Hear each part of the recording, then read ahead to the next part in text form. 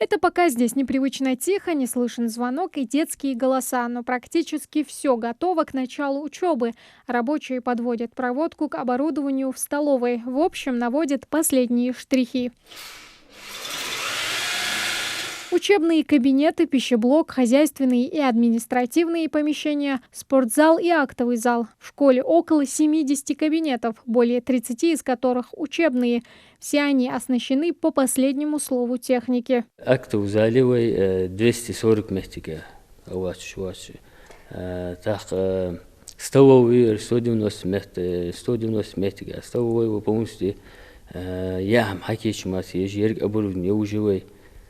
Горячий тех, если мясо рыбный тех, класс оборудование, новый современный доскажи, интеллектуальный вальтер, доскажи утаивай, хар дешер хочен, планшетыш хугуз, выделите планшетыш хамху, компьютерный класс полностью, компьютерыш хама установить. Современное, технологичное и комфортное. В Альма-Матер дети смогут освоить различные навыки.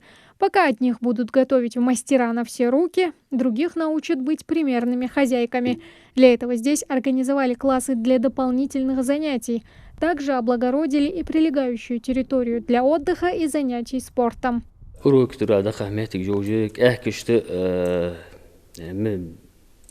Цех по обработке металла и дерева яха живой, сече ёхко установку же цемнёгиш оборудование хачини, так егиште столовый егишт хая, яхм кечи, араха бери сава мехтиги футбол узе, баскетбол, волейбол узе мехтиги живой.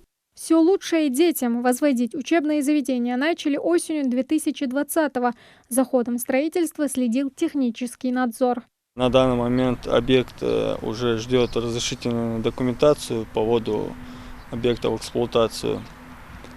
Все, объект завершен. По ходу строительства были замечания незначительные, не касающие конструктива. Замечания устранялись с подрядчиком незамедлительно. Поэтому все сдано в срок и из лучших качественных материалов. В трехэтажном здании в одну смену смогут учиться 720 детей, сотни учеников, а также их родители, а еще педагоги. Новую школу в Троицком без преувеличения ждут всем селом. Она поможет разгрузить соседнюю вторую. Учится более 1100 детей. Это более чем 3,5 раза больше, чем по норме. У нас 320 детей. Максимально 2 смены могли заниматься. Это нам поможет, конечно, разгрузить школу, дать возможность другим детям больше времени уделять.